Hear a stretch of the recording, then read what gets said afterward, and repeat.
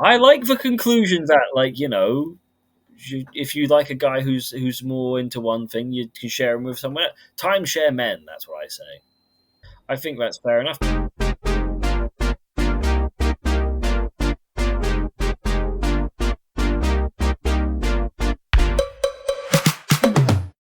Happy month of May, everyone! And with a new month comes a new episode of Gender Pop, and this one is a monster of an episode. It's all about Jekyll and Hyde. Once again, I am joined by author James Wright as we tuck into a feast of a conversation about 3 different adaptations: Dr. Jekyll and Mr. Hyde from the 1930s, Dr. Jekyll and Sister Hyde, and finally, Dr. Jekyll and Miss Hyde. What do these have to say about gender? Anything? Everything? You'll just have to listen to find out. Before you do, please consider subscribing and sharing the podcast. It always needs more help finding listeners, and I just wouldn't be doing my host due diligence if I didn't ask that you do. Now, please step into the lab and share in this potion with me. Oh god. I'm trying to be better at my introductions and I still don't know how the fucking to start. Um so I'll just say hi James. I always thank you for coming on, but I'll continue doing it because I appreciate it. So yeah, we're here to talk about Dr. Jekyll and Mr. Hyde and its many adaptations. It was suggested to me by you, so I'm just curious, as I always am, why that came to mind. I mean, originally it was because of watching the Jekyll and Hyde together again, because there was like a lot of stuff in that. But also then thinking back to the originals, and then also knowing that there was a Sister Hyde one, and knowing that there was a Miss. There's just a lot of stuff where they play around with gender kind of throughout the whole. I mean, there's lots of other themes as well, but like that gender identity is definitely one of the themes explored in the catalogue of movies that involve the word Jekyll and Hyde at some point. And yeah, there's been a lot of random shit made about with this story. yeah, it's just I think it's just such an easy thing to draw upon, like a person who turns into another person. Like when I was watching the original, well, I'm going to keep saying the original, but it was original as the 1920s one, and I watched the 1930s one. I have seen the 1920s one, but it's basically exactly the same, just not as good. So, but in that film adaptation, there's a lot of stuff that like draws upon ideas of the Wolfman and Frankenstein. They're very similar. These are all very similar ideas, of man and versus nature and monstrosity and science gone mad and all that type of stuff. Um, so these are very malleable themes that have been used throughout the years, but I think this one's a little bit more to do with gender because of the idea of a full transformation without becoming like you're still in society. I suppose is the difference. Whereas when Frankenstein's monster wants to be part of society, can't be part of society. We did do a Frankenstein one already, so obviously there's a lot of gender stuff in that alone. But this is especially with the 30s one. There's even more focus on that. But, okay, so there's a lot. I've got a lot of notes of the 30s one, which I only just watched just before this meeting anyway. The other two, not so many notes because they weren't very. It's just good. surprising because, like, if you go by titles, you would think that they would be the ones that have more to say. I mean, they vary. I mean, I think I have a sneaking suspicion I got more out of some than you did, or that maybe I extrapolated more gendery points or read more into it. But yeah, I mean, it's. I don't think people can kind of say that those adaptations are kind of stretching the narrative a little bit, but when I was kind of reading about it and doing research, and like, I full transparency, I've never read the actual book, The Strange Case of Dr. Jekyll and Mr. Hyde. It came out in 1886 by Robert Louis Stevenson, but the thing I found most interesting is that the book itself is told in a very different way than the adaptations are. Have you read the book? Okay, so full transparency on my end, I was supposed to read it for English class, and I did get an A on that essay, but I did not read that book. So Nice. Cliff Notes. Just completely made it. Nope, just completely made it up. Just completely made up the essay because you just have to say things like the duality of man and like at night stuff happens because he's evil. Blah, blah, blah, blah. And I had not read it at all. I kind of knew the plot ish, so I was just like, Yeah. you know. But I don't know exactly how the novel differs from the movie versions. I would say. So it's framed actually much more as a mystery where it's told like from a third person perspective. It's not told from like Jekyll and Hyde's. It's not like a first person like immersed in their experience of this. Like it's all told as in like, oh, I heard this happen to this person and these events occurred around here, and like piecing that together. Like it's not known to the reader or to the characters that it's like the same person doing all of this stuff. It's they're trying to figure out like, who is this person, why are these things happening, how does it involve all these kind of different people and everything. So it's not really about like the kind of personal experience that Jekyll's going through. It's more just trying to be like a mystery thriller told from someone that wasn't even directly involved with it. So it's not even that focused, at least from my understanding. Again, I did this like a kind of a Cliff Notes out version of it. Um, but the big difference is that like there is no duality discussion in it, that Hmm. there's no actual Mr. Hyde. It's like, because like at the very, this is spoiler for the book, but at the end there's like this big statement from Jekyll himself about the situation, kind of to dispel everything that's happened. And he says that he was in control the whole time and he knew, like, and we do see in different adaptations like he's aware or he's not or whatever, but it was just like, no, this was me the whole time. I was just trying to give myself some kind of cover to be able to do bad shit and get away with it. And so yeah, there's no kind of like back and forth. It was all just kind of like a ruse from him to, again, kind of speaking what you're saying, to be able to still be a part of society but also wreak havoc within that society and not catch any shit for it. I think that is interesting. I think that is like definitely, in my opinion, a comment on gender. Obviously, a male gender thing, but because I've noticed that a lot in the '30s version, where it's like how men can like traverse decency in society and what is seen as acceptable and what's not seen as acceptable. Because in the '30s version, Mm. like Jekyll is doing pretty much all the same things Hyde is, but he's doing it in a different way. Like, I might just launch into the whole thing, Yeah. which is that when you compare like the terrible abuse of Hyde, where he's like, trapped Ivy and he's like using his money to like pay for her and like abusing her. But then if you actually look at how Jekyll is talking to his fiance, like he's kind of still doing the same thing. He's just like using the idea of marriage and like for respectability to like, because he's like, oh, I want you to be mine and stuff. And he's giving her sweet talk and stuff, but it's still a possessiveness there, and he's lying to her. He doesn't really respect her because of all the other stuff he's doing as well. So it's not like he says he loves her and he says she's amazing and stuff, but his actual actions do not speak of that. And like he's obsessed with getting married with her, even though he clearly is also obsessed with having sex with someone else. So it's like, does he even want? Why does he even want that? If he wants to do all these terrible things, why is he also? Because he's really. I feel like in a modern adaptation, well, probably whatever. In fact, in the bloody Miss Hyde one, he's reluctant. I mean, they don't do it very well because it's a terrible movie, but they're trying to convey that he's reluctant to get married to her because they're like, oh, you've got to set a. Because at some point, I know they mentioned set a date for the wedding. Whereas in this one, in the '30s one, he is the one insisting. He's like saying, like, we're going to get married. We're getting married now. I'm going to make sure we get married, God damn it. So it makes him even more of a hypocrite when he then goes and does the other stuff. It's like, it's so unnecessary. It's like you had all this stuff. They take great pains to dictate him as like a very well-to-do man who's got everything, and he's like, and I'm also just going to do this because I want to. And it's this idea that he can get away with it almost, and he nearly does. There's that bit, spoilers for the movies. There's a bit right at the end where he's already shown like his colleague, that he is Hyde, and then the police come in looking for Hyde, and Jekyll's like, "Oh, he's gone out the back door there. It's fine." And obviously, people just believe him. And then his colleague comes in and says, "No, it's him. Look at him." Um, and it's like he would have got away with it because of who he is. He would have got away with everything if that hadn't happened.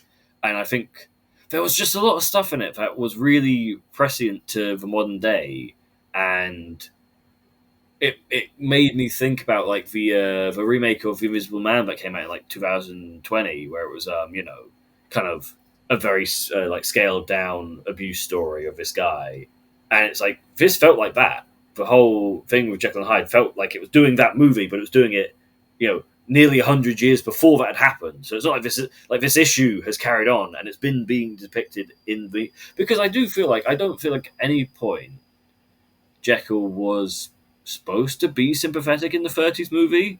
Because there's bits where like he's talking about getting married, and he's like, "Oh, I'm really happy I'm gonna get married." I mean, he plays this tune on the piano, and it's like bomb bomb. It's really sinister.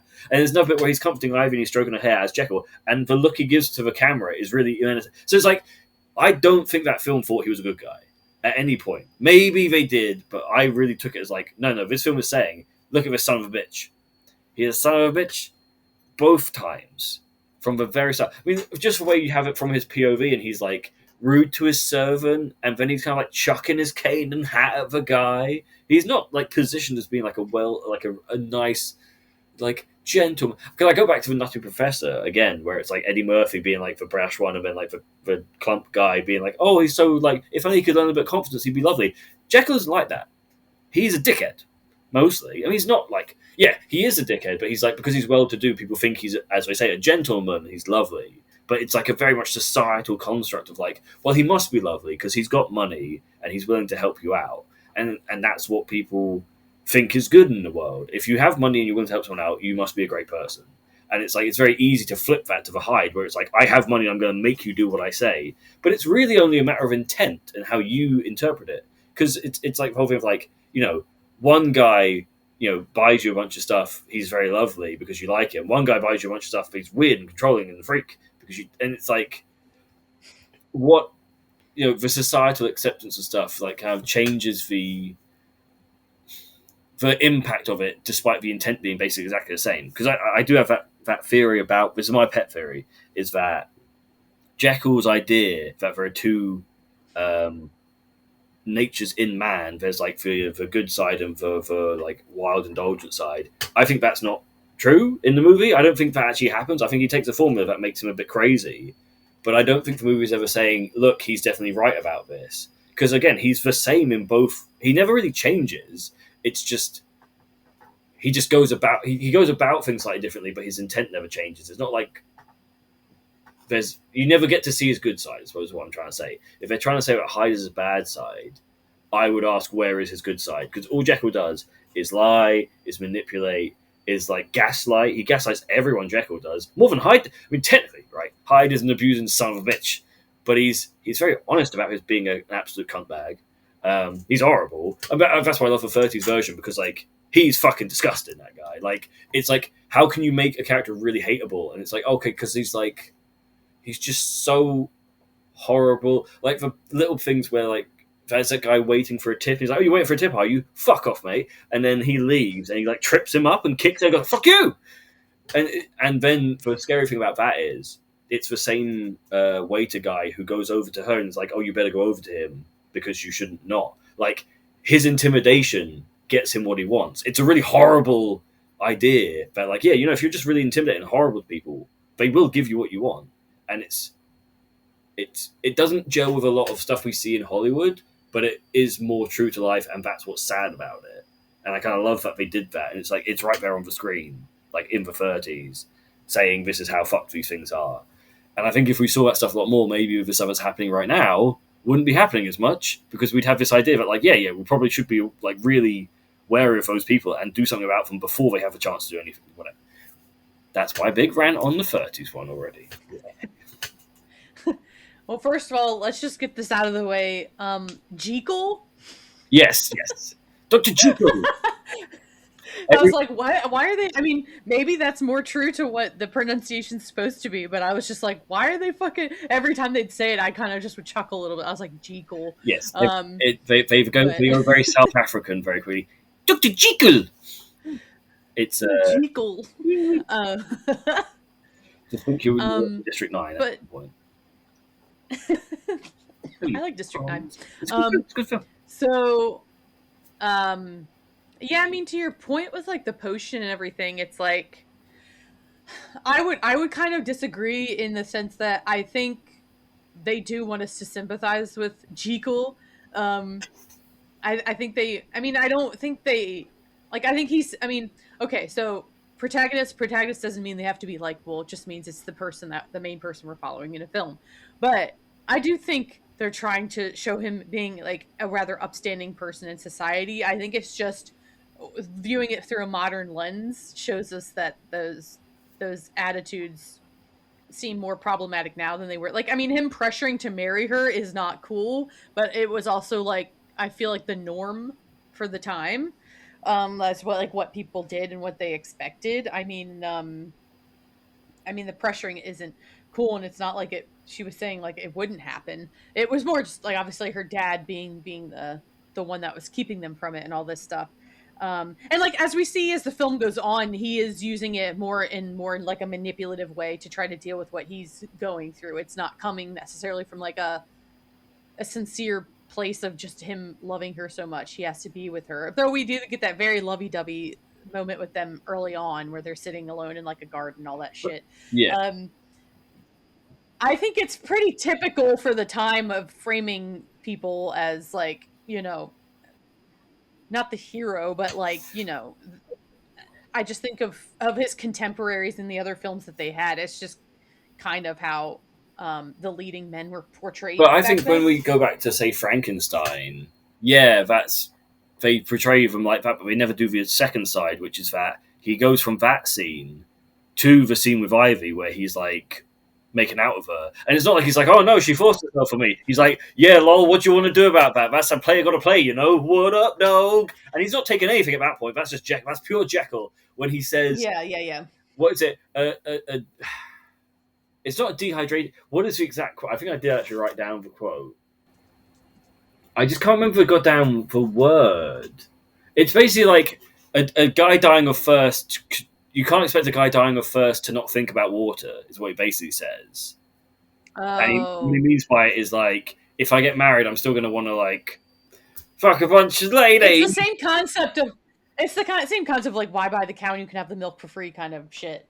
Kind Um, of, but he's also Even though trying. he still wants Well, to buy the cow. yes, Yes. exactly. It's different Yes. because But again, I think in the context of the time, it's like it's more the women's fault than the man just being an absolute fuckhead. Like, yes, like I mean, I'm not trying to say they're like trying to present him as being an angel and all of this stuff. But I think the film does try to make a very big distinction between like his actions and Hyde's actions. I And like he has like monologues about good and evil. Of course it's coming from him, but yeah, like but it's always to excuse his actions. He's always like, oh, you know, you got to be. There's a bit. Okay, there's another bit.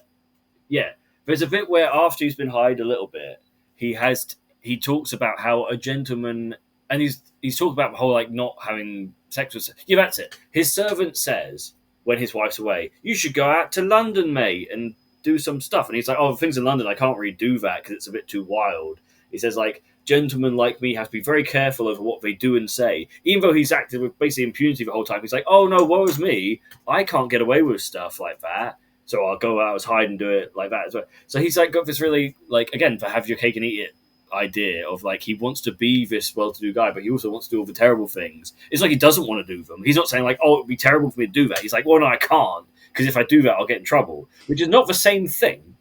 And also, there's a whole thing where like obviously when Hyde first meets Ivy, well, okay, there's a slight hero moment I'll give you because when Jekyll first meets Ivy, he's she's being attacked and he like saves her and carries her up to her room, right? He's technically doing something very heroic in that one moment. But then also she starts getting undressed and he doesn't leave when like clearly he knows what's going he's not dumb, he knows what's happening and he like kind of like leans into it and it's fine. And then when his colleague comes in, it's not like he's like, oh no, he's just kind of like, what do you want me to do? She kissed.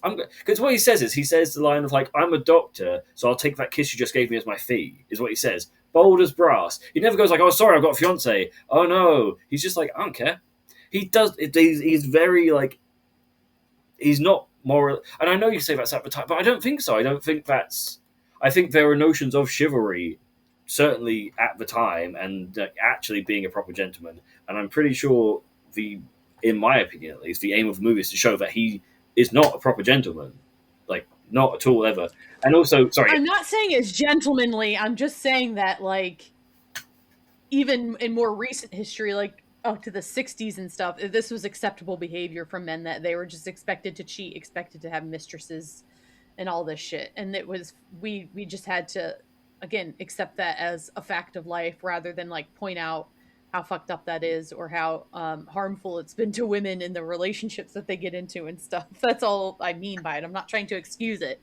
I'm just like, within a cultural context, I can see how that wouldn't be necessarily, maybe by the audiences, seen as like, I mean, but they like, can, but it is seen as a temptation for him. well, but it's also like when he meets her as Hyde, she hates him from the beginning, and he's like, "I'm gonna pay for you. I'm gonna make sure you ever." But then when Jekyll sends her 50 quid after that as her abuser to like kind of like make her go away, and she comes to him and he's like, "Oh Jesus Christ, what are you doing here? I didn't want that." He's still trying to use his money to excuse his stuff as Jekyll. He's doing the exact same thing. It's just like again a more societally acceptable version of it, where it's like, well, I'm kind of like paying from you from afar, so like that's better. That's a nicer version of what the other guy's doing. It's like, not really. You're still doing the same thing. You're still abusing this lady, and she went through this horrible stuff. And you're saying like, well, if I give you 50 quid, can you fuck off? And so I can get married to the person I want to get married to. You aren't worth it. I'm just gonna pay you off. It's just it, and I feel like it's on purpose, but maybe it's not. But they also keep doing the whole thing of like, why haven't you gone to the police? But they say that to her a lot. But they say it to her to the point where I feel like they were taking the piss out of that, because like also from a contextual point of view, the police back then, I mean, I know the police today are shit. The police back then were like not even a thing. That was like constables in when it's set, because it's not even set in 1930. It's set like in the 1800s. So like the police force then wasn't like a real thing. It was just kind of guys who walked around like it's like a security guard these days. It's like they're not really they don't really have that much shit to do anything. So like to say, oh, why didn't you go to the police is like kind of like I feel like that was like a little Well, it's bit. Of also like, to clarify for people, Ivy is a sex worker too, so she's seen as like the lower rung of society. Would they even want to help her? And also, you have the continued like not believing women kind of stuff as well. So it's like, yeah, that you're right that it is kind of like said almost like sarcastically, to a point of like, or like, that it's not going to be effective or anything for her. well, That's not like a actual path she can go down. they do the whole thing where like the old lady comes in and she's talking to her and she says like, "Oh, if he was my man, I wouldn't let him do that to me. God damn it! Why don't you go to the police?" And as soon as Hyde comes in, she's like, "Oh, thank you very much. Oh, good," and runs away. And it's like that. That again, very. I feel like that was very on purpose. Very much like this is what people say to people when the person's not there, and it just felt just maybe again, as you say, maybe I'm seeing it through one lens, but because you do see a lot of things doing finally now kind of representing this stuff. It feels like it was just doing the exact same, and I just really think it knew what it was doing as a movie, saying like this is what it's like to be abused, and this is how horrible it ends up for you. And it's like again, she gets like she doesn't even have like a good ending where like she gets saved, she gets killed, and it's just like it's so fucking tragic. And I think that was I just can't see it as anything but purposeful because of everything they did leading up to it and how they showed kind of like that she's trapped from the start. Like sorry, she's such a tragic figure, because she's attacked. She starts off being attacked by a bloke, first of all. Then this guy carries her upstairs. Then she's just trying to like seeing a possible way Get out. by. Yeah. Then because he's actually an abuser, he then gloms onto her, and then she thinks she's got a way out because, oh my god, no, the other guy sent me money, but no, he is the abuser anyway, and the actual abuser, he promises her Hyde's not going to turn back up, and then he turns back up, and then he kills her, and it's just like such like that's so horrible. It's like I don't think you can position, even though I know Hyde and Jekyll are technically separate, but not really. But like you've written a movie where you've made this person go put this other person in this horrible position. And it's like I just think a modern movie that was trying to make Jekyll sympathetic would have him be more like the Jekylls in the other movies we saw, where it is so separate and it's not really his fault, and like he can't control the other side of him. There's nothing to do with him. Come on. This one's more like, no, this guy's a dickhead, and he just keeps fucking this person over for no reason, and he fucks everyone else over as well, and he kills that dude with it just seems like I don't know. because of also going right back to the start of the POV thing where he's like so like weirdly shitty to everyone. I don't think that's how you would introduce a character if you thought they were supposed to be sympathetic, because he's just like, oh, Sim. So the servant's name is like Sim. I don't know what the name is, but he's like kind of like, I suppose being cheeky doesn't have to be bad, but it's not like he's like fun cheeky. He's like, oh, you're sick of me, are you? Shut the fuck up, guy who I paid to serve me. Fuck you. Like that's the start of the movie. The way I'm gonna focus on this way too much. The way he throws his hat, cane, and coat at that guy is so dismissive, and I just again, you didn't have to. There's no reason you had to do that apart from to show that he's a bit of a dickhead. Because yeah, I don't know. I just feel like they knew what they were doing from the start, and I'm gonna. That's my hill, and I'm gonna die on it. That this movie was actually a whole thing about abusers and how they're shit, and how even a well-to-do man could be an abuser. He's just better at hiding it than someone who's a bit lower class. And I feel like that was the thesis of that movie, which is why I like it so much. Which is why I brought yes. Going back to what we were saying, that's why I suggested it, because I thought like this is a great movie. Jekyll, I'm going to talk about Jekyll and Hyde together again for a minute. I'm sorry, right? The reason it brought up is because Jekyll and Hyde together again has the same kind of ideas, but it's a comedy, and therefore it is played for laughs. And Jekyll is more sympathetic, but he's still a prick. And Hyde is more like funny, but he's also still like a horrible abuser. But the conclusion of that film is nicer because as it being a comedy from the 80s, it's he doesn't die. He gets thrown off a roof, but he's like just on the floor. And then um, the prostitute he was seeing, who I think is still called Ivy, and his fiance both come to him at the same time, realize they've both been like involved with this same guy, but because it's a broad comedy, Ivy always just wanted a guy who was like nice and didn't really think about sex, who's Jekyll, and the fiance wanted someone who'd ravish her, like Hyde. So they both just basically agreed to share him. They're like, you can have him in the morning, I'll have him for the night, and they just like drag him away, and he's like, oh, all right. So this is happening, is it? Like he's not. It's they take control of that situation. So like he's not. Yeah, it's and also throughout the movie, Hyde is like always trying to impress Ivy and stuff, but she's in control a lot of it, and so it's like they've completely taken away all his power. It's like the exact same plot, but he's like that's how you make someone sympathetic by going like he didn't really know what he was. Come on, guys, come on. But then they cut to the grave of Stevenson, and he's rolling in his grave saying, "What do you do to my story? How dare you?" Which is the best ending of any film I've ever seen. So that's why I like that movie. But that's still gender. It's just like taking it to a point of like, you know, there's lots of manipulation there, but you kind of like you soften it a lot by saying that he's not responsible so much and giving women. It's almost like because they give the women more agency, they're trying to excuse his actions, and that is questionable, I'd say. So you can like I think that's which maybe could bring us on possibly to the other movies in the thing, which have a lot more questionable stuff. I'd like to make some more points about the original, if I may. Yeah. Um, so I mean, just to make a point, like I do have a note that says the way Hyde treats Ivy is genuinely upsetting. Yes. Because it is just like straight up out and out abuse, mentally, physically, sexually. Um, and so like there's no like excusing that. There's no, I'm not trying to like say any of the decisions either of them really make much in this movie are good ones. They're all self-serving no matter kind of how you see it, except for like I mean, no, I mean, like even you pointed out, even to the end, he was trying to kind of get away with it. So it's kind of just like when the writing was on the wall, that's only when he kind of stops. But also to be clear, in the book, he does kill himself. So because like when I was watching this, I was like, oh, he's just gonna off himself, because it's like it seems like the unfortunate like only conclusion to kind of come to when he gets cornered enough in the situation. Um, so yeah, I mean, I really I don't want to say like, but I appreciated just how much screen time Ivy got at all in the movie, because like we first meet her and she's just Yeah, like being this really feisty, like really, I mean, you could say she's trying to seduce him and stuff, but they both are willing participants in that scenario. Um and um and I was surprised. I was surprised that like we even saw her again after that, to be honest, because I thought it was just gonna like it was setting him up for having to deal with his mm, other relationship with Muriel.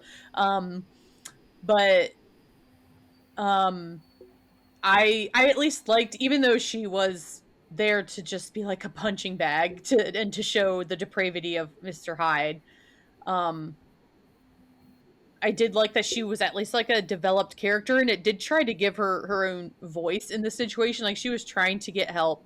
She was like it showed it didn't just, at least it showed the kind of aftermath of the abuse or the effects it was having on her, rather than just being like, oh, we're just going to show Hyde and then cut back to Jekyll and just get on with it and stuff. Like it really just shows her being so terrified and desperate. And I think, I mean, the most heartbreaking part of the movie is like when she's guaranteed he won't come back and he fucking comes back. And I just like, I yeah, wanted to cry. Like, I just sighed and I just like closed my eyes and I was like, oh, God damn it. And it's just like, and then like, of course she dies after that. And you see all the people kind of rushing to her room after it happens and finding her body. And it's just like, if any of those people had fucking listened to her or taken her seriously or cared, it yeah. could it have been prevented? And it's just like a tale as old as time, I know. But I think the story, as for as upsetting as it is, I think it's very impactful the way that they told it. Yeah, I mean, same in the club as well. When like again, clearly that's not a good scene, and then when someone does try and say something, he just gets scared off straight away. It's like, oh well, yeah, no one's helping this person because there's that bit where the guy comes up to him and he like Hyde threatens him with a champagne bottle. It's like get out of here. So there is a level of like someone tries sort, but even then it's more he's like she's mine kind of thing. It's not like leave her alone. It's more like oh well, I think I find I was the one who was trying to have sex with her. Blah, blah, blah. But like before then, I say the servant guy like yeah brings her up to him, but also there's just this whole little bit where he's like on her and no one's anywhere around them, and you just think like people are just letting this guy just do all this stuff, and it is really horrible. And I think that is still something that happens today. Like these people just like get out with impunity, and yeah, it's. I think the storytelling is very well done with all that stuff. I think it's very, as you say, like there's so many people around her, but no one actually lifts a finger to help her until it's too late. And there's there's that thing where they give her like the tragic flaw. Although again, at the time, what else are you supposed to do? But like the tragic flaw of like she can only guarantee in her mind because she has had such a shit life. The only way she could ever be safe is to be with a man. Because like there's a bit where she's talking to Jekyll and she's like, "I could be with you. Maybe that'll help." Right? You know, she never because I feel like the idea of Jekyll was that you send her £50 so she could like leave, and her tragic flaw is that instead of leaving, she goes to him, and that's like this isn't me putting the blame on her by the way. This is me like saying like I think that was the point of the writing is like that's like giving her a proper character where it's like that's the horribleness she's gone through. She's been abused so much that she just can't escape. She can't see because she's constantly saying he'll find me, he'll come back, he'll find me. Like she's like terrified beyond belief of this guy. I mean, she's the only one that really sees him for what he is, you know? She's like he's supernatural. He's like he knows what you're thinking, and like yeah she's to her he is a monster. I feel like he's depicted as a monster in that he's like hop around like an ape and like obviously his appearance is quite ugly. But I think most other people see him as a man, whereas she like yeah she like sees him for the monster he actually is. And yeah, I think as you say that as that character is so much more fleshed out than most films would ever do for that. Well, I want to go back to a scene you just mentioned where she comes to like pleading to Jekyll. I think like the language used in that scene is really Yes. important because she's basically like, I'll be your slave if you protect me, if you let me like live with you, I'll be your slave. It's Mm. very like beating a woman down until she's submissive, like, and or she like, makes herself willingly submissive to you because like she has no other options. And he also like obviously as Hyde when he's dealing with Ivy, he says like you belong to me and everything. Like just seeing her obviously as an object. Like Mm. he wants to own her, but he also sees her as disposable at the same time because like he's targeting her because again, she's like a sex worker, a woman that's basically on her own. I mean, she has the people she lives with, lives around and stuff, but she's seen as like a vulnerable person in this society who people often don't respect or think of as expendable. It's an easy target to kind of exact all your disgusting violent fantasies upon and all this stuff. And so and also it brings me to I kind of as the movie goes on because like I think it's important to talk about Muriel too in all of this. um and it's interesting to see um like the contrast between the two kinds of women that they are and the positions that they hold and the status that they hold in life in their society and stuff and that they're around and like I think Muriel's asked to do a lot of emotional labor for Jekyll as he's going through all of this. I mean, unknowingly, like, and that's very typical of women in a lot of like hetero relationships, because like he's just like just trying to see it from like Yeah. her perspective. He's just like randomly kind of like popping in and out of her life, being like, "We need to marry now. It needs to be now. You need to be mine. We need to have this set in stone." And then he just like fucks off for a little bit, and then like she's constantly trying, and like obviously he embarrasses her when he doesn't show up to the party and all the stuff that's supposed to be kind of like their engagement announcement and everything, and like and she obviously has the pressure from her dad and all that stuff, and being she's also a commodity herself within the society. She's more well off than everything that Ivy is, but like she's kind of objectified too, in that she's just seen as this kind of like status symbol for her dad to kind of pass around or show off or have be an example of like what a great father and all this stuff that he is, or um and like I can only imagine the kind of like emotional whiplash she's experiencing by you know the way that he's kind of coming in and out of her life in very extreme kind of ways, and then like kind of just leaving her again to like do all sorts of shit that's like not okay for their relationship. um and it's also just like you have the two sides, not two sides, but obviously women are multifaceted, but like you have the kind of example of the high society kind of girl, and then the kind of lower on the rung sex worker girl, and like who's seen as being worthy to marry and seen as being worthy to pursue and to desire versus who's seen as just being able to take advantage of and use how you want. And I think there's a very clear contrast in this film. Both of them are, I think, at least to modernize, quite kind of like stereotypical representations of that now, because they don't have much going on for either of them outside of that, but and they're obviously their relationship with Jekyll and Hyde. But I just thought it was important to um, kind of highlight Muriel, highlight the kind of language that's used, and the kind of fairly extreme contrast between the two and how they relate to kind of patriarchy in the whole.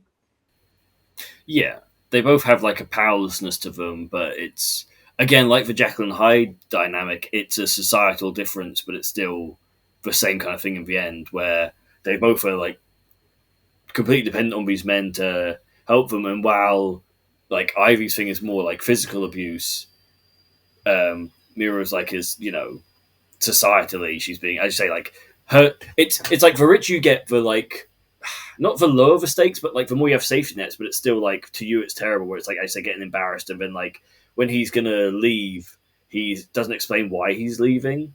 I did have like a quote from both where when he talks to Ivy, he says, as Hyde, he says, "I hurt you because I love you." And then when he's Jekyll, he says to Miro, "I give you up because I love you." And it's this appeal to this love thing, and it's like hurting you in the different ways it can happen. Like obviously with Ivy, she ends up dead, so that is worse. But Muro ends up embarrassed and stuff, and like, yeah, it's not as bad, but like for high society, it's a kind of your reputation.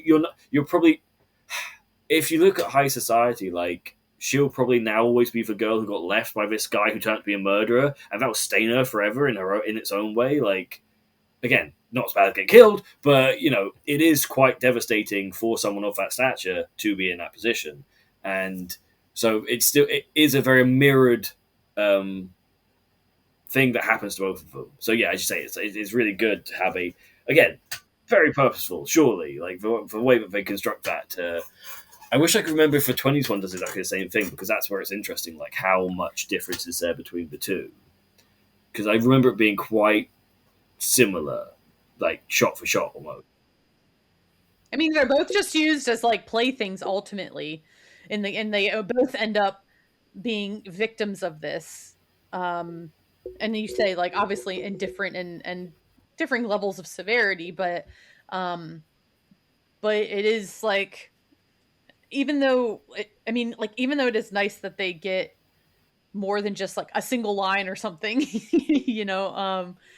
and we even get to see them have scenes outside of direct contact with like Jekyll and Hyde, which is I was kind of just surprised how much time we ended up spending with both of them in certain scenarios, um but yeah, I mean, I don't know, it's just that like women can't win, right? Like and it's like, and you're right, like it's like what's Muriel's life going to be like from now on, having that as part of her reputation. Like I can just imagine like her finding out what was really going on when that hits her social circles or hits the newspaper the next day, that it was like, or do you think they cover it up? I don't know, do you think they cover up what that this was actually like Jekyll the whole time and all this shit, and like spare the public and spare her and everything? I mean, it's not good either way, she's going to be kind of destroyed either way, because like the man that she like loved and thought she was going to have a life with just kind of like abandons her out of nowhere to her mind, right? But I just want to have one more little shout out for mine's not much of a point. It's just like I just wanted to say how impressed I was by the 30s film overall. The filming techniques I think still hold Mm. up. It's very impressive, very innovative stuff. Very like how could they have achieved that for the time and everything. And I also just like Mm. throughout it I was just so I mean, what a fucking powerhouse performance from Frederick March, who plays Jekyll and Hyde. I think he's fantastic in it, Mhm. and people seem to agree because he was actually nominated for an Oscar. I don't know if he won. He was nominated, and I think it was like one of the first times like a horror movie got any sort of recognition, and that was pretty early on. And like obviously still struggles to Mm. do so, but like it was kind of nice that people seemed to recognize um, that they kind of saw beyond the genre and just saw how the kind of extreme effort by everyone that was put into this film to really make it like a real experience.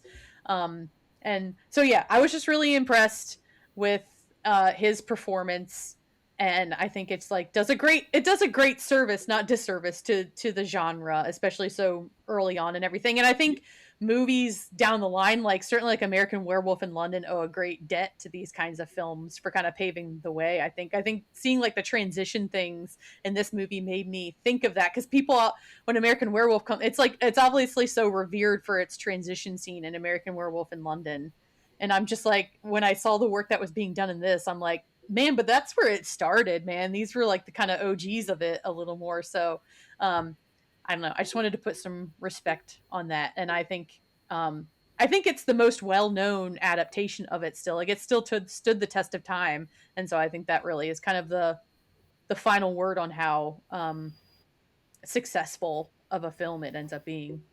Yeah. Because I mean, there's a 40s version as well. Like there's one in 21, 31, and 41, and they're all apparently the same. But I think the 30s one, I think I just say was just like really trying some new interesting stuff. I think if nothing else from this podcast, I would say highly recommend actually watching this movie. It's a very good movie in itself, if nothing else. Like people talk about Frankenstein and Dracula originals. This should be among them. It's just as much of a classic as they are. Like, and I say I don't think it's not seen as being a classic, but I feel like you're going to put it lower than any of the other ones, including Invisible Man and Wolfman, on like things to watch, and it should actually definitely be on that. Like, Oh, I think people also just think they see 1931. This isn't going to be any good, and it's just like I would implore people who maybe don't like things that are in black and white, or maybe don't like things that are older than like 1980 or something, or are just kind of like younger and still kind of trying to explore all kinds of films to really um to give this one a chance and give older films a chance and stuff, because it's like it's just a good fucking film, like if nothing else, and it's a really definitive piece of work around the text, I think. It felt a bit like old timey Skins or Euphoria as well, where it's like this is for real, like hard stuff of society. Come on, guys. Like, but yeah. Speaking of, I think meant to make this point a while ago, but like the modern vernacular of sex worker. Like speaking of that, the whole situation with Jekyll and Hyde really reminds me of like the horrible stuff that can happen with like OnlyFans now, where like not not being on OnlyFans, but the fact that like sometimes I feel like what happens is, you're a sex worker on OnlyFans and you get like kind of abuse and stuff from people. And so a guy comes along and he's like, hey, don't worry, I'll take care of you. I'll make sure you're okay. And then that is its own level of control, where it's like going back to Ivy and like her thing of like trying to see Jekyll as like a safe haven. You're being, because you said about for like, you're being conditioned so much that you just become that desperate. It's like that's still happens today, where it's like someone is getting like quite a lot of abuse online for doing this, and people do see them as lesser because they're a sex worker on OnlyFans. So blah blah blah. But it's like then that's when a real horrible guy steps in and goes like, oh, I can help you, and you're just trapped then because you can't get out. Cause Almost like it should be legalized and regulated so we can have yes, more protections and rights. yeah, But also, I would say that happens outside of sex work too. Like, I think yeah, that kind of cyclical abuse is very common for like a lot of women, where they'll get out an abusive situation, think that they finally found someone that wasn't, and then they end up being abusive too. And it's like it does become this really sad domino effect for some people and for a lot of women. And um and so it's like that kind of aspect of it feels very true to life, whether you're a sex worker or not. I think it's quite unfortunately quite accurate, and I think they do a good job of showing just like how horrific it is to like exist within that vacuum of abuse. yeah. I think that's the thing. It's like one going back to it as a movie, well timed, but it's like it's a different type of horror because it's much less or scary, much more just like realistically horrifying. But also, I suppose it would be like kind of thing like you do have to be in the mood for it because it is that level of like this is horrible because of what you see happening to people. Man, I'd rival that stomach drop when Hyde reappears to Ivy for the last time versus any kind of massive jump scare that people, like I think that's scarier almost than any kind of like what we would think of as a scary horror moment. Like I was so upset, man, when that happened. So upset. There's that part, and then there's a part that I tried to. This is behind the scenes a little bit. I sold this movie to Carly by like giving her a scene from the '30s one, I think, where it's like where Hyde is talking to Ivy, and he says like, "You hate me, don't you? You hate me," and she's like, "Oh, I don't know what you mean. Oh, you don't hate me." So you must love me then, right? Tell me you love me. And it's like it's so fucking intense, and it's so horrible, and it's so much like that. It's like proper, real horror moment there because the acting's really good, but also just the idea of that, like where it's like you can tell how, and he knows she hates him because he even said afterwards like that. Oh, I'm going away from it. Oh, you look happy about that. You look happy that I'm going away. Are you? I'll never leave. I'll come back, and you don't know when I'm going to come back. And it's really fucking horrible. And it's like, yeah, I don't know. It's just impressive the level of sheer like disgustingness that they give this character, and like how you can see someone in that situation just it's just real horror is the point. It's just like real life horrible shit. Shout out to Miriam Hopkins who plays Ivy. She does such a great job of just seeming so terrified and so, oh my god, yeah, just completely in the throes of horror, which she is. But I mean, she did such a good job of just like breaking my heart with Mm. how on eggshells she was all the time after this. And it's just yeah, both of them really just like brought it on each side of the aisle there. And yeah, I mean, it's such a good movie. I mean, I think it's definitely one that I'll rewatch. And I'm glad that I finally, because I hadn't really felt compelled to watch it either. It's not for any reason, I don't know. I just was like, Well, because like no one tells you about it like that. It's got these actual like it's really good. Like yeah, people just like yeah, because like I've known about it and I know that it's quite revered and stuff.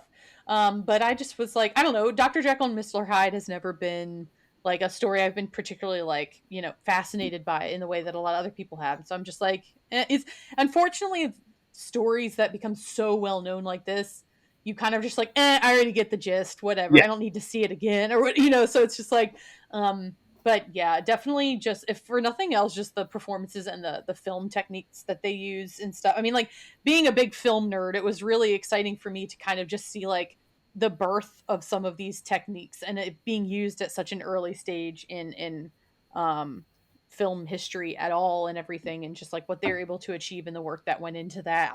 That was just making my little cinephile heart sing, just seeing all them do all these things that we kind of take for granted now, or we've improved upon now, but it's just like, yeah, it's a very worthwhile viewing experience. So, Dr. Jekyll and Mr. Hyde, Sister Hyde, excuse me, is like a 70s Hammer horror film, that basically explores, and it still takes place in Victorian England, um, and it explores the scientist transforming into a female, like a woman instead. So it's because they play it off as it being Jekyll's sister, but Yeah. his name Jekyll in it? I don't even know. Is it like? Yeah. Okay. The problem with this movie is it's so fucking forgettable, but it's really hard to remember anything. Yeah. Anyway, she just points out like, if it's your sister, why doesn't she have your same last name? And he just says, oh, it's her married name. She's a widow. And so yeah, so the transformation isn't into like a monstrous, like Hyde version of Filthy himself. It's lady. a female version. Yeah, and she turns into a murderess, as they like to say, because we have to gender everything. Well, but the reason I say saucy lady like that is because every single person in this movie who sees her goes brrrr every time they see it. With Sister Hyde, like every single guy who sees her is just like wah, wah, wah, which is and to be fair, everyone who sees Jekyll is a bit like that as well. So I suppose it is even, but like it's just really, it's just so it does it's I don't know what you call. I called it trash, but not in a good way when I reviewed it, and because it is just like let's find a way to like cut people up. Let's just show some titty when we can, but for no real reason. Let's like don't get me wrong. I have nothing against these films. I love these films. I do. But when they're just like taking something that could be really good, both do both. You can do both. All right. You know, the 30s Jekyll and Hyde is very racy for the day. Come on, the garters and all that shit. Like, that's go, whoa, whoa, whoa. They got the leg going. But we mentioned Jack the Ripper in this because, yeah. Oh, go ahead. I was going to say, like, for Jekyll's Society, it's not just that I'm, like, personally saying it was, like, trashy. It's if you look at the poster, it is very offensive, frankly. It does say, like, look at this transgender person killing people. Like, it focuses on that, like, the freaky transformations and stuff. And, like, oh, they're killing people. It's crazy. Like, it is offended. I don't get offended by that much, but I was kind of offended reading that poster. It is very, yeah. I mean, I don't know if transphobic is the right word for it because it doesn't really even. I don't know if that's what it's trying to go for. But Well, these are all like trans stories, but without wanting to actually commit and say that. I mean, obviously, for the times, it wasn't as visible necessarily as a thing or being talked about as much. But like, I was just kind of like laughing because at one point he's like, he didn't say this, but this is kind of how I paraphrased it. It was like, I must become a mm, woman, but for science reasons. Like, it can never be because like I want to be a woman or this is how I identify or I feel more comfortable this way. There always has to be like some caveat, like I must do this for the science and because I need to make a legacy for myself and blah blah blah blah. And it's just like, I mean, I get wanting to experiment with that kind of stuff, but the way that it just gets framed, there's definitely like this like we can't be too gay about it there's though, yeah, kind of there's a a lot of thing. So stuff in it's this that's like very questionable about like all that types of like how do you fancy a man? Like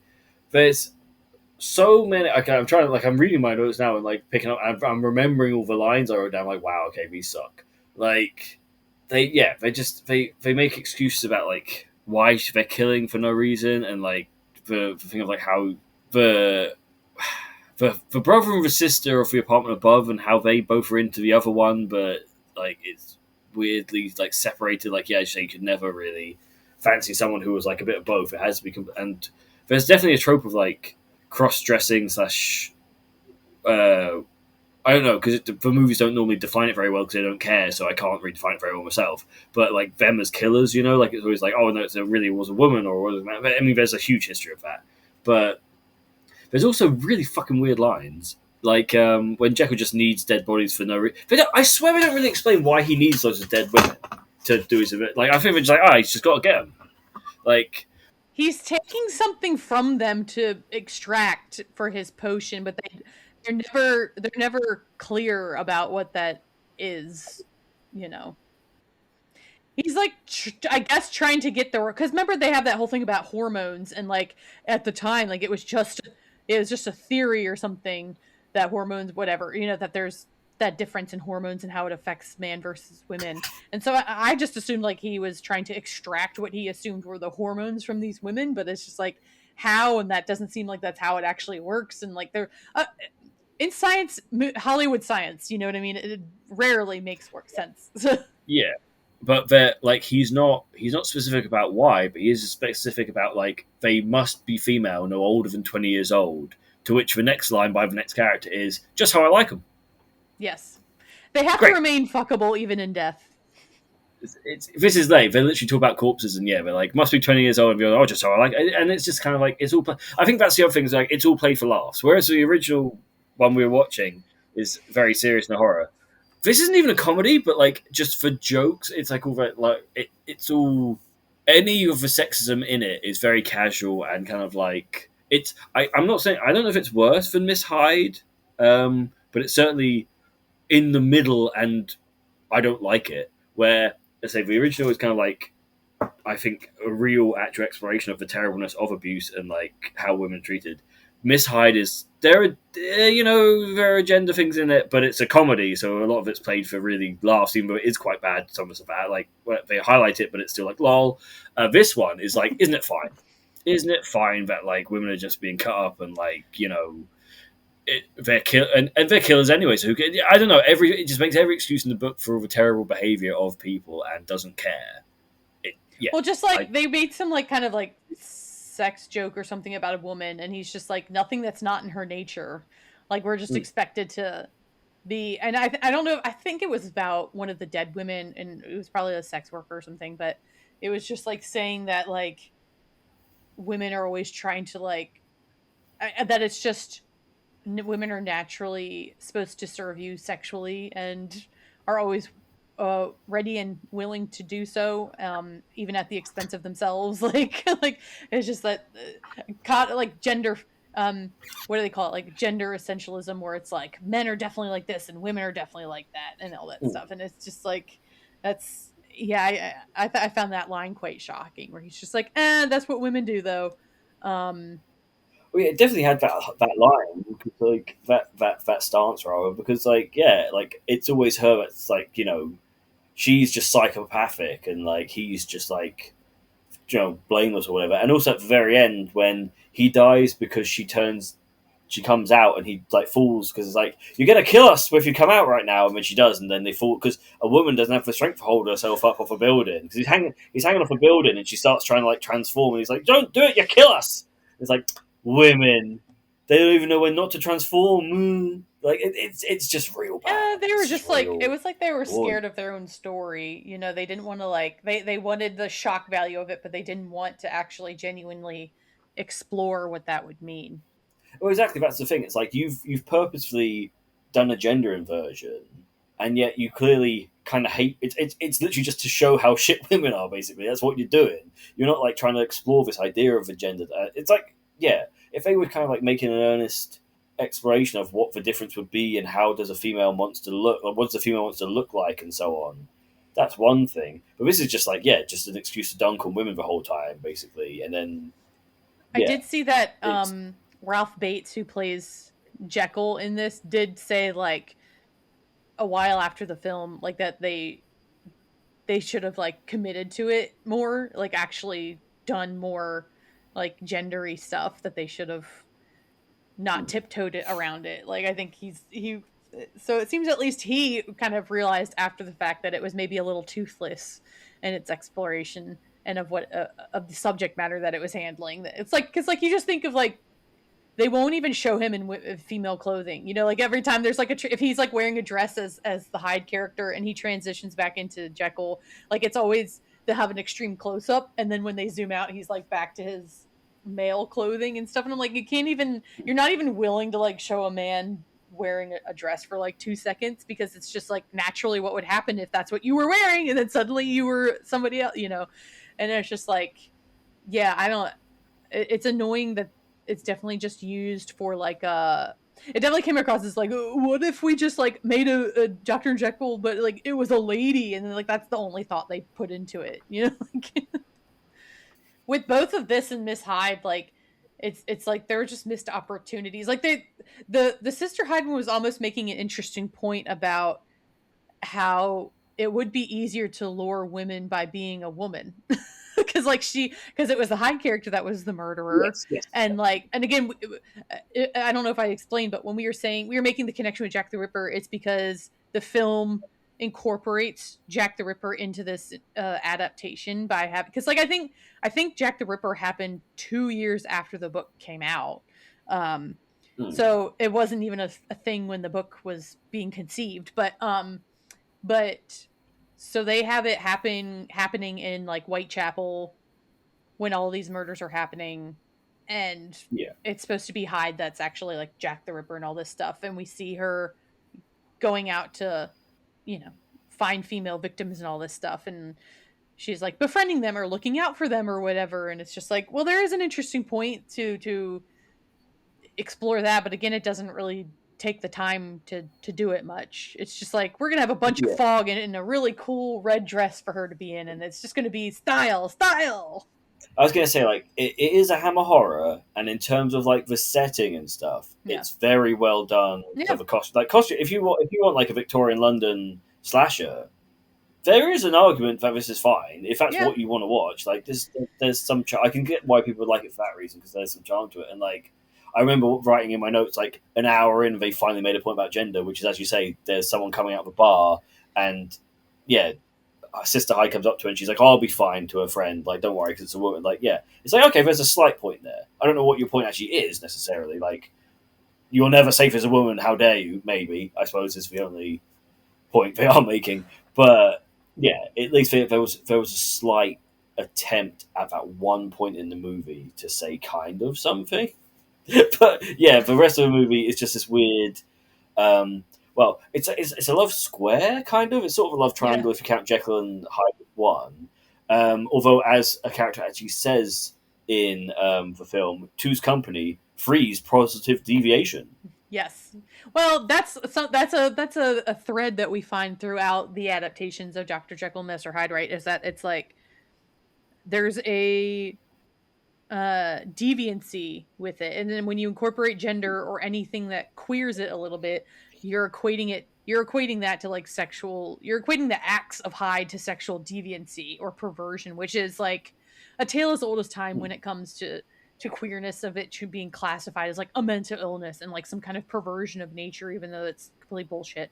um but you definitely see that kind of old chestnut pop up time and again in this kind of story, and it's it's hard to miss because they do obviously just use explicit language like that to call it that, and I'm just like, this just doesn't land anymore.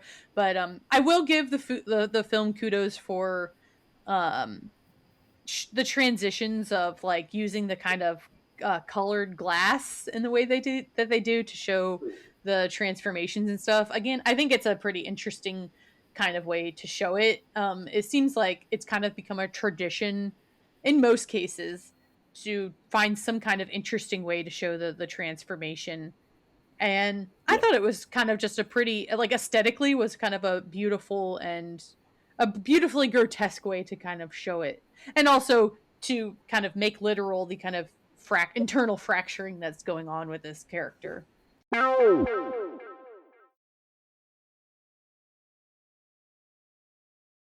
So I want to kind of segue to talk about Miss Hyde because yeah. I had more to say about that, and I feel like I feel like we're gonna have some good repartee about it because I think I got more out of it than you did, maybe.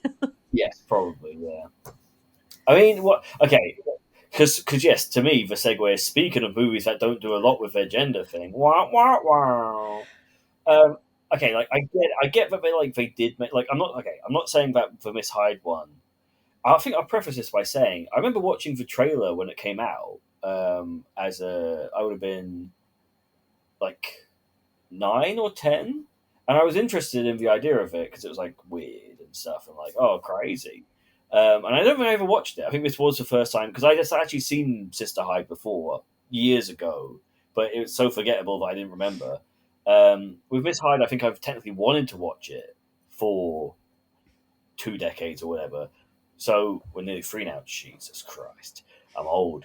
Um, so yeah, so I think I was just disappointed. But it's hard because I think if I'd watched it at the time, I probably wouldn't have the same contempt for it I do now because I feel like it's not that unsimilar to a general like low budget, well not like mid budget To me, '90s it's a very much a comedy. product of its time.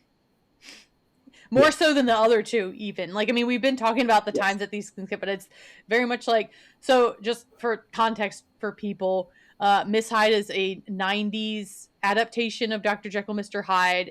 But it's like done as a like slapstick, hijinksy kind of comedy, a la like The Mask or something like that. And they changed the setting obviously it came out in the 90s and they had it set in the 90s. So when it came out, it was a modern adaptation, and they changed the setting to New York City as well. So it's like basically all Americanized. yeah. It's so '90s because it's like kind of like why is it set in New York and why is he like a struggling perfume salesman, but he develops them. So he like he is supposed to come up with perfumes to sell, but the whole crux of it is that like well okay they do like so much and yet nothing Mm. because they tie him into Jekyll, but he's watching Jekyll and Hyde the '30s version on TV, which is an insult anyway. Then they have like it's like his relative dies and he gets left his books in and it turns out that like he's tied to the original Doctor because Doctor Jekyll's both a film on the TV and also a real person apparently, and he's like related to him somehow, but he's sort of maybe, and he's sort of working on stuff to do with stuff, but he's also a perfume developer. But he's a down on his luck perfume developer, despite living in New York in an apartment where it surely is quite expensive and stuff. And like he's getting married again. It's a whole thing I hate of that '90s era now, where everyone has to be like a down on their luck underdog, even if you've positioned them clearly as not being that. This is why I like the '30s one so much more because it's like, no, look, this guy's a rich dickhead. That's who he is. He's a cunt, right? That's the point. Where it's like you're supposed to feel sorry for this guy because and he can't like. I fucking hate it. I just hate that general conceit of like you're supposed to feel sorry for this guy just because he's like struggling with money. It's like he's not struggling with money, yo. And also, if that's not the original character, it drives me nuts. I made a note saying this cast is too interesting for this material. Well, also they do the whole like everyone's attractive thing, but then all the side characters aren't and stuff, and there's weird. It's just so '90s. It's so annoyingly '90s. It pisses me off. Yeah, I mean, I think I found this frustrating because I feel like it's the concept could have been good, potentially. Like, okay, so we both stumbled upon the fact that Jim Carrey was originally attached to star in this. And so you obviously, when it started out in development, they had bigger hopes for it. I mean, like, you have to think this is like what, mid 90s? This is probably like at the height of like Jim Carrey's kind of like burgeoning insane stardom. It's literally a year after Ace Ventura came out, and obviously the lead lady in it is also the woman he Yeah. played. Well, sorry, he played across from Courtney Cox, but he also played across from her Yeah. as like the main antagonist of that. And it's a similar thing where they are revealed as trans in that, and very much the same reaction happens in this film, which is not because that is a famous scene for like transphobia. Yeah, but I mean, you just think like it's in the same vein as like all those kind of Hmm. earlier Jim Carrey films that were very successful and are still kind of revered as good, if not. problematic comedies and all that stuff, and like you know and turned him into like the megastar he became. And so it's like you can think if he was attached to this and in the time period, like they were kind of hoping this would be Hmm. like a big thing like an Ace Ventura or like The Mask or something like that. And so like I do wonder if that version of it had come to fruition, would it have been somewhat decent? I don't know. Or did he not star in this because it was like this and he saw that it was Yeah, probably a piece of shit? I don't know. But because I do think a lot of Jim Carrey's comedies, like while he carries them, well, Jim Carrey carries his comedies. ugh. Um, like they're also good films as well, generally. Whereas this, it just isn't because it's like again, like with the Sister Hyde one, the motivations just aren't clear. Like Yeah. why he's doing it in the first place as Jekyll, but also then why the counterpart then just wants to destroy him. It just seems I don't know because again, going back to it, in the original it makes sense because it's like Hyde knows he's like detestable, and he knows Jekyll's seen as like really great, so he fucking hates him. And it's like, and Jekyll hates Hyde because Hyde is like a piece of shit. So it's like that just works. That just naturally makes sense as to why they kind of hate each other while also being the same person. Whereas this just seems to be some kind of like lip service thing of like, well, fuck you. And it's like, why is she trying to sabotage his career? Why? So I mean, I do at least think this one is more gender focused than Sister Hyde. They Yes. do bring up like certain like because like when he's going through like his uncle's science books that he's gifted, and he basically finds the workings of how to have the kind of like Jekyll Hyde transition. He's like working on the fucking clunky ass desktop computers that were, all the rage in the 90s. And, back then, like, because we didn't have the internet as much and didn't understand about computers so much, it's always just like a bunch of clacking on the keyboard and really stupid graphics. Like, it doesn't make any sense. So that's kind of like what you're seeing. And he basically says that they found the gene responsible for all human evil, and then that segues into him basically like zeroing in on estrogen, and that's to rid of male aggression. So I'm guessing that they're equating that to the root of all evil, Hmm. because it's like he's like, oh, estrogen is the cure or the thing to this.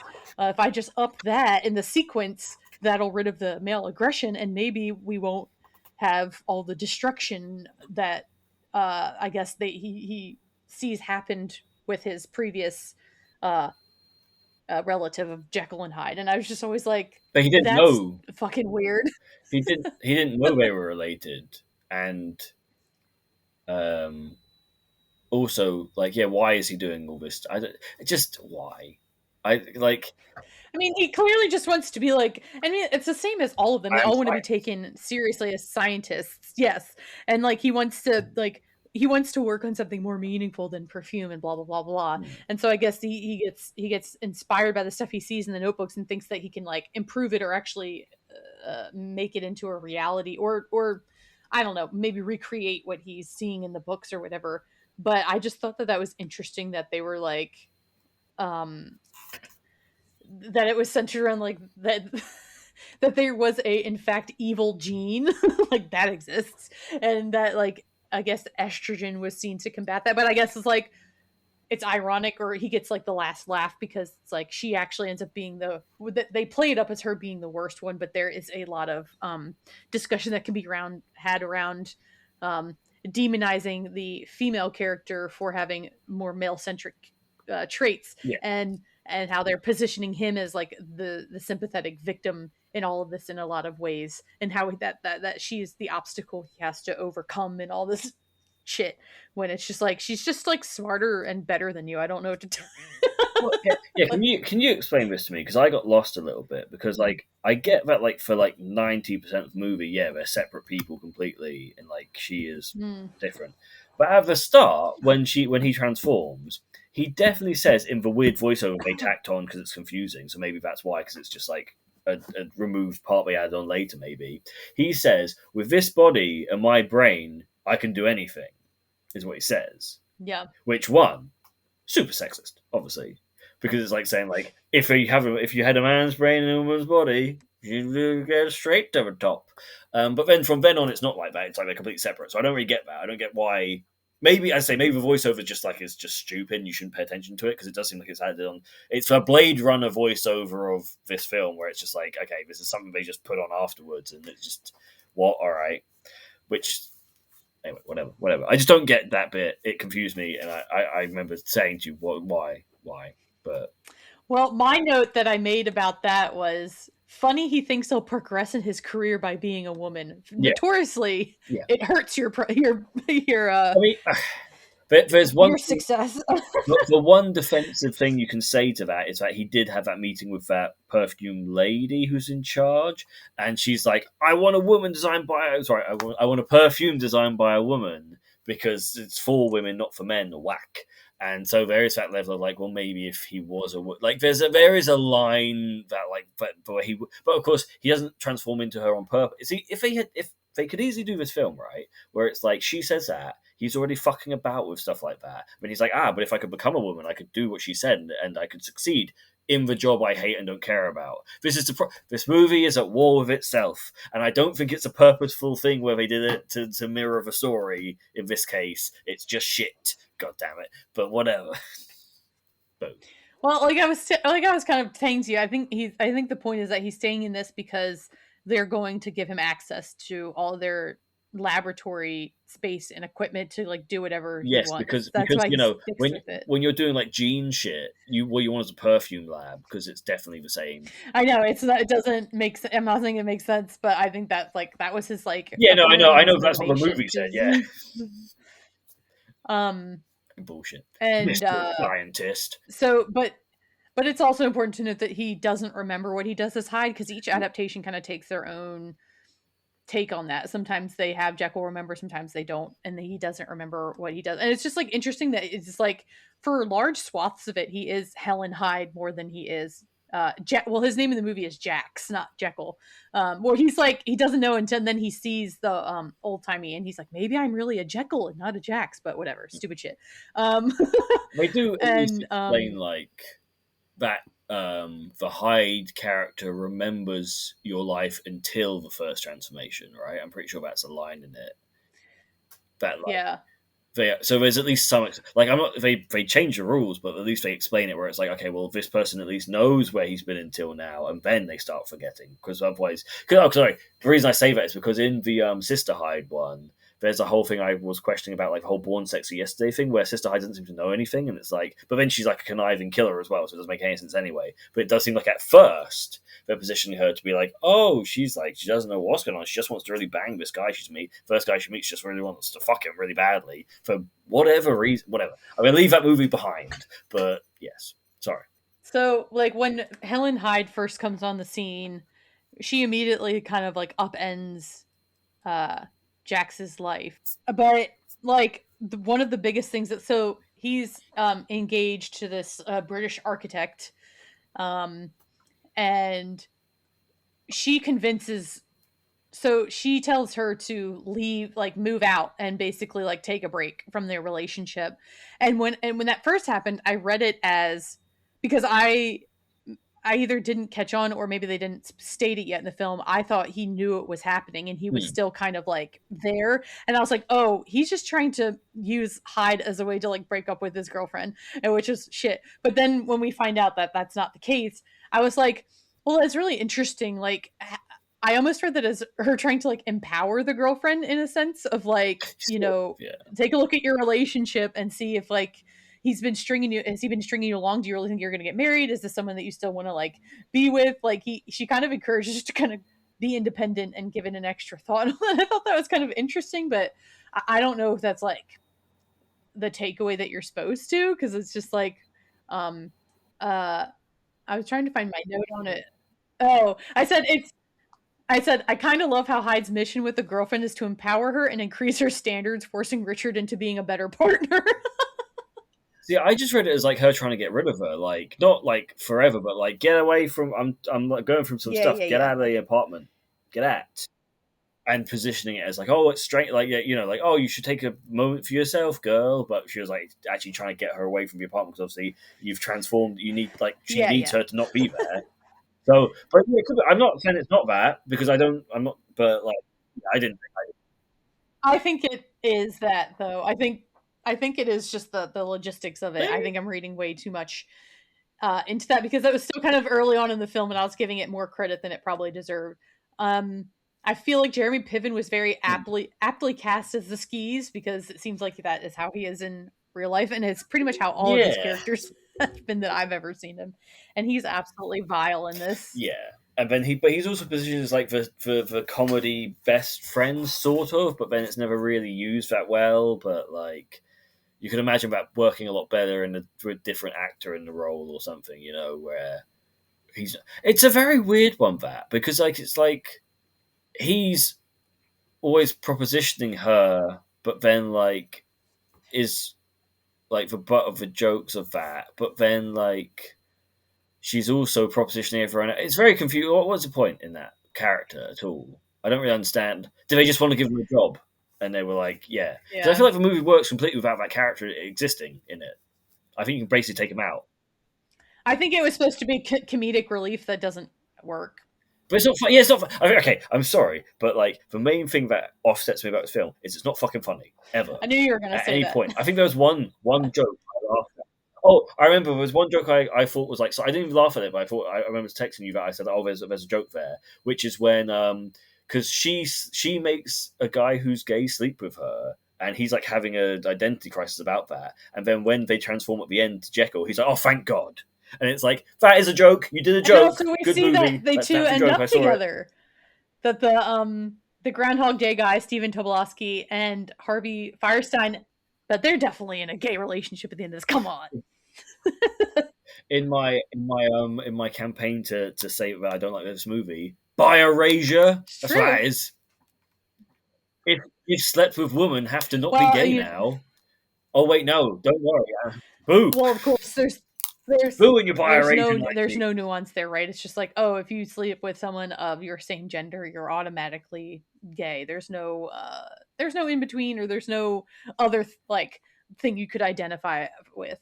But yeah, there's like that kind of time period where, as you say, it's one or the other. You either are gay or you are straight, and that is it. And if you sleep with the other one, that changes it. Very weird. It's very binary. Um, Like it's whatever. So I wanted to move on to another point that I made while I was, just something that I kind of had a visceral reaction to while I was watching it.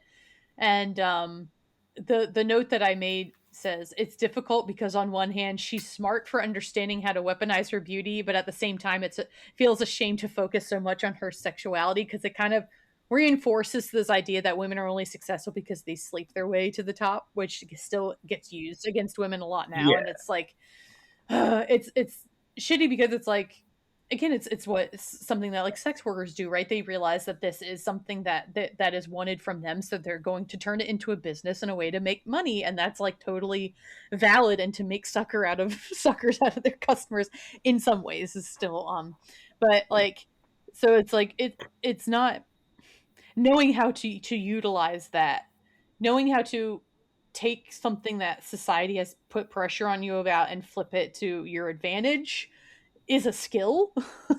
um and everything, but it's also like it does suck that like her whole character is just about how she tries to like sexually manipulate and control the men around here, and also like shame Richard over that when she's trying to basically take over his life and everything. Like, how she like writes that stuff. I mean, there's a lot of slut shaming in this, of course, too. And like he writes that stuff on his body when he thinks he's going to change, and then it ends up being foisted back on him when he doesn't change. And it's just like, oh no, they're saying a man slept with another man. That's so like yeah. But so I yeah, kind of grappled and struggled with that being her main like storyline. yeah. It's the choices they make because like they do have a crux of, as you say, like a story where she's like smarter than him. Like that's they kind of play it like that for the whole time, but like she is better at the job. If she had this job, she would actually be better. But then yeah, they kind of like cram in all this like, and I'm gonna bang the boss as well, and it's like it really undercuts your own point. And if they didn't do that, then I don't know, like yeah, or if it was like implied that they wanted that from her, but she found ways around it or something instead. Like there are ways to do it that would have made sense and would have made this a lot stronger movie, but instead they can't go for like the cheapest version of that. And There's a scene in this movie where she's foot fucking two men at the same time until they come. yeah, So that's the avenue they chose to go down. I think that says it all. it's very weird. I mean, at least she's a more developed character. It sort of. They can again. They keep going back on I bro. mean, at least she gets to be a main player. Yeah, And they at least dared to have the man wearing the woman's clothes. yeah, but I think Ooh. the reason I have issues with all this stuff is it's also played for like, isn't that ridiculously funny? Because it's ridiculous that these things happen, and that Yes, itself is yes. It's not all great. comedic. Like, Yeah. I know how to do shit. Um I also like I want to get your opinion on the fact that this film just portrays like all men as like sex crazed toddlers. I mean, does does the 30s version not do the same thing in its own way? No, I know, like I know it's one of those things where it's like it is degrading in a way. Um, I mean, you pointed that out before with things. It's like you're like, I hate how this movie just shows like every single male character is just yeah, trash, and like how like it's just like it is insulting after a certain point, or I don't know. It's hard to find like good male representation in a lot of stories. yeah. I don't know. I think because my opinion of the movie is quite low, that like that it doesn't bother me as much because everyone's like terrible in this. But like, I think it's the aim It's as true. well. Like, I think this movie just has contempt for everyone. So like, I don't know, Mm, whatever. yeah. Whereas like some movies actively seem to like try and like paint men in a bad light. Well, yeah, I think that's it. The difference is it's not trying to paint men in a bad light to paint men in a bad light. It's just a shit movie, and so all the guys suck. Whereas there are movies out there that like kind of could have had a better character and like, no, you're all fucking shit. It's like making all of the villains like English men. You know, that's like a thing. I don't know what film, but like as a general idea that like that's like, well, these are people we can make fun of, so let's make fun of them, kind of thing. It's very annoying, that type of stuff. But this isn't really This isn't really guilty of that. It's just guilty of being shit. Like, and also, you know, a lot of British men are cunts. What do you want? But You heard it straight from the horse's mouth, ladies and gentlemen. yeah, it's yes, it's annoying how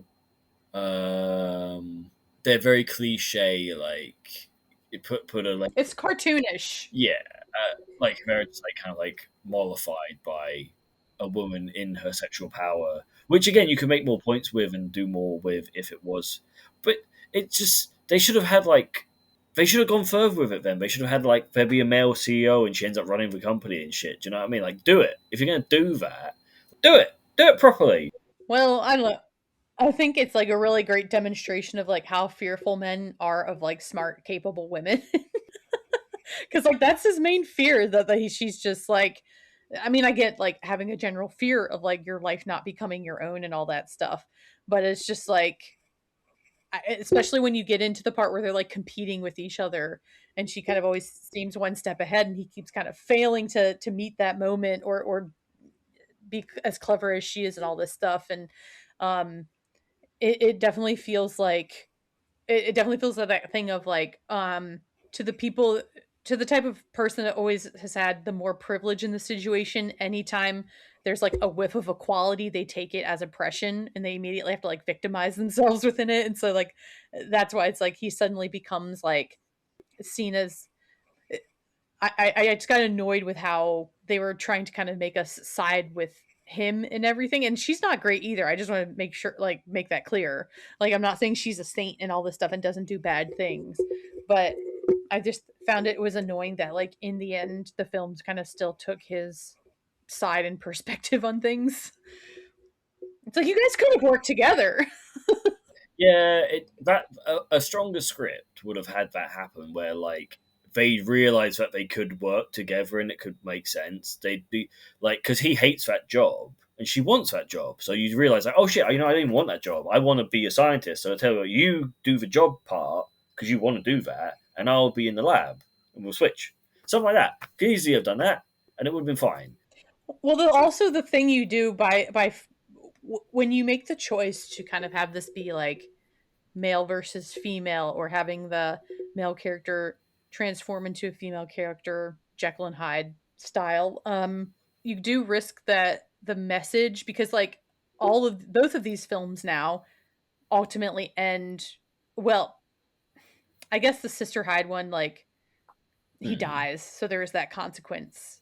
At least, at least with Miss Hyde, then when they kind of champion the fact that he kind of won and now he's like in control of his body again, it does come across as being like, yes, not being a woman is the best thing, and it is a sense of like erasing that and trying to and it's like, Well, okay. I mean, I don't want this. Isn't me defending the movie because I wrote this down as like a note where I yes. hate it. But what he says is, as the moral message of the movie is, oh, there's a woman in all of us. Wah wah. That's like his conclusion as to why is he even redeemed? What does any of this make any sense? And then, Well, it like, doesn't because have a point. there's not even a good Yeah. resolution. Because yeah, he says there's a Yeah. woman in all of us. Then he walks away. Then like something crawls up his dress and it's a thong. And he goes, "Women and their damn thongs," and throws it at the dog. And then that's it. That's the end. And it's like, what? Again, you're blaming the woman for what? It was like it was like it was that whole like he's supposed to be a lovable loser, but he wasn't a lovable loser.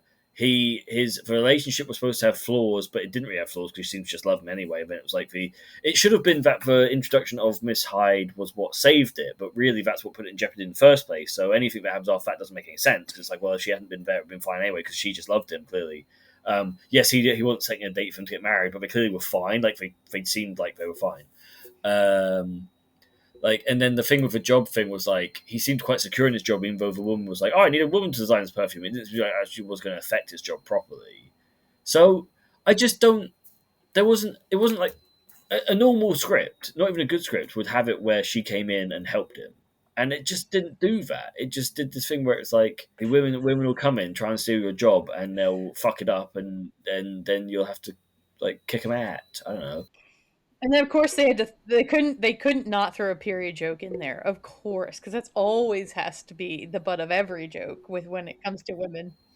Yeah, and I'm just like, oh, you guys, yeah, that was disappointing. I mean, not surprising, but disappointing because I was like, oh, you at least the one thing is you didn't debase yourself to making a stupid ass period joke, and then nope. Yeah, like all of those end credit things has kind of sucked. Like you've got he's like he gets cranky once a month or something for a few days, blah blah blah, and Yes, that's then all periods um, are. it also doesn't make any sense as well. It annoys me. And then yes, obviously for the Jeremy Piven guy who's Ugh, like he took like a 70% pay cut to teaching all girls, ugh. all girls, which Get is him so away, weird. lock him Like up, get him away from those girls. it's so unnecessary as like a Yes. line though. Like it's like okay, that didn't make it again. That character didn't need to be in that film. That's another thing. Well, Like you again, really it's didn't just need. like how casually this stuff used to be talked about, how much it was always just like a joke instead of like being like, what the fuck are you saying? Do you realize what you're saying is really messed up? Like just that the and I know people can be like, oh, you need to lighten up and stuff about it now, but it's just like like you were saying, it's like it's so unnecessary. It doesn't add anything. It's not actually funny. Like there's plenty of ways to make to deal with like dark shit, but still make it funny, and it works. And it's just like you have to actually be good and talented and skilled at it. It's like, which this is not. So yeah, I mean, I liked that it at least made more of a character of the female alt than like Sister Hyde did. But man, that movie is like such a mess, and it's like for good reason that it's not really well known, you know. Yeah, I just think there's such a better opportunity where Yes. like you know because also I said like about the original Jekyll where he like isn't a good guy or whatever, you could have easily made him because think about the Jeremy Piven character and how he's not important at all. If you'd made Jekyll more like the Jeremy Piven character to begin with, where he is a like womanizing like dickhead, you can give him a fiance as well. We'll do the duality thing where like that's the problem with relationship is actually at work he's always sexualizing people and always like going on them or whatever, and then like he transforms and he kind of understands like I mean that's a very what women want kind of thing, but that's the time for it. That's when it was happening. What do you want? Like you know. Like you have that, like he realizes how it is to be a woman, and he's trying, and like because you'd have it where here's my pitch for Jekyll and Miss Hyde instead. Okay. Piven, he is Jekyll, Jekyll-y Piven. Fine, let's remove. I know you don't like the actor. He's Jim Carrey. It doesn't fucking matter, does it? It's that character, right? He's a womanizer. He does the perfume thing. The woman says to him, "I need a woman's perspective on this." God damn it, Jekyll, you fuck. And then so he does the thing. Oh, we still play out that bit as it happened, but then when he transforms, he's still him because that's how it started. And I think you should have that line where it's like, "Oh, with my brain," and blah blah blah blah, because he does presume that he can fuck his way to the top, right? That's his presumption as a character. But then he starts to realize that as a woman, he can understand shit more. So he actually does make a better perfume. Like he is actually better at his job. But when he tries to then, as a woman, do that, like, oh, like I'm like his sister or whatever you want to say, and I've come up with this perfume which is really good, and it is really good. And then the men he works with just like sexualize him all the time and won't listen to him because like he's like, no, but I fucking have a good. I'm actually good now. I've got a good fucking product. Fuck you. And they're like, oh, give me your tits out, love. And he's like, oh, this is bullshit. And he starts to realize that like, oh, this is fucking bullshit. I can't progress because I've had a good idea and they fucking just want to see my titty. And maybe he gets tempted to do it at one point. Like he's like, oh, maybe I should. And then he does, but then in the end, they fob him off. They're like, oh, sorry, we actually went with someone else anyway. So like, he does give in to this idea that like men say, oh, it doesn't work, and there's always shit you could do. I've just come this fucking on the fly, done. Like, and then he realizes, oh no, this doesn't work, and blah blah blah. But then like he changes back, and he changes as a person. He's like, oh shit, I don't want to be a cunt anymore. Like, okay, I'll be a better man. Done. That's a movie. It's a real movie with like actual things, and you understood the ting and the hoo ha. It's like Aaron Brockovich meets fucking Nightfresser. Wow. That would require them allowing women into the creative process. Are you crazy?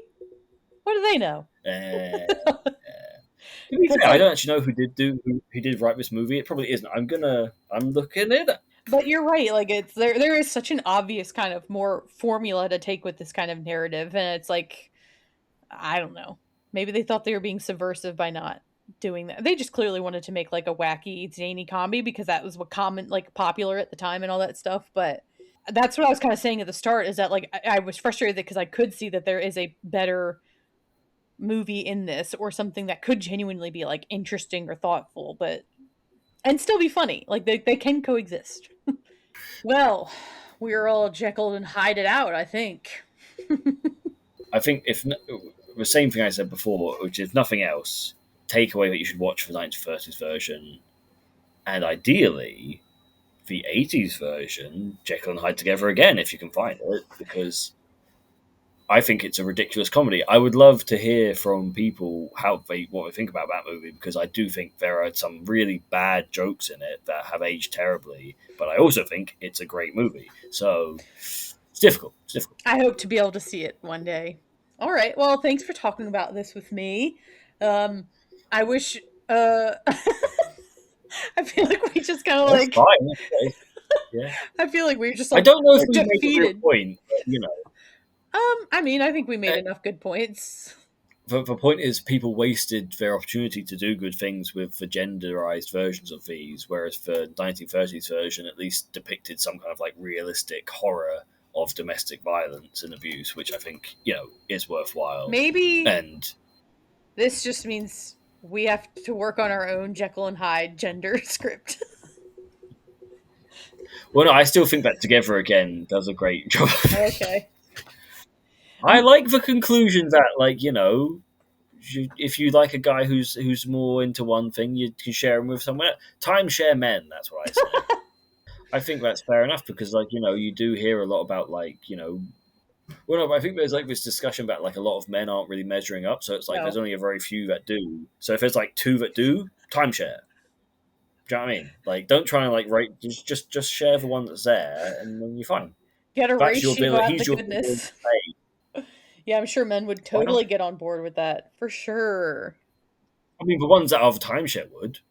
As a serious point to that, which I can actually link to the Jekyll of the 30s if you want, which is that men in that kind of position who are desirable and wealthy and well-to-do are, like Jekyll, very prone, I think, to be abusers because it is too much power, it is too much like societal acclaim, and it's a very dangerous mix where if you don't have moral scruples, what like you can just get away with anything. So there really is a real danger in that. Like, there's a reason there are people out there who get revealed to be fucking sex creeps, despite the fact that like you go like, well, why would they do that? Like, I suppose the reason I feel like we haven't made the cogent point is I would have loved to have traced a line between like the Dr. Jekyll of the 30s, where I do think they were making him out to be a bit of a twat end, and then see how the films of Hollywood kind of made it not like that, to like the progressiveness of like, oh no, he's actually just an innocent victim in this.